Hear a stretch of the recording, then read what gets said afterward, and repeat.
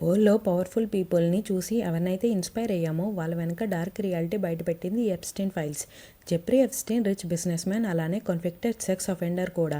ఈయన సస్పీషియస్‌గా 2019లో జైల్లో చనిపోయాడు. కానీ యూఎస్ గవర్నమెంట్ ఈయన పేరు మీద కొన్ని ఫైల్స్ అయితే బయటపెట్టింది.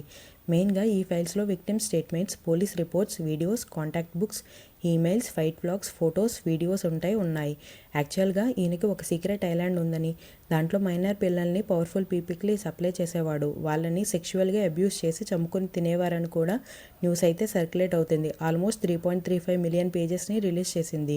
కొన్ని పేర్లను దాంట్లో కాన్ఫిడెన్షియల్గా ఉంచింది. దీనికి రియాక్ట్ అవుతూ ఆ పవర్ఫుల్ పీపుల్ ఏమన్నారంటే, నేమ్ మెన్షన్ అయినంత మాత్రాన క్రైమ్ చేసినట్టు కాదు కదా అంటున్నారు.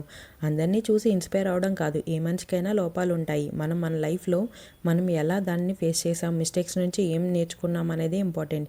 ఏదైనా ఇన్వెస్టిగేషన్లో ఇంకా పేర్లు బయటకు వచ్చే ఛాన్సెస్ అయితే ఉన్నాయి.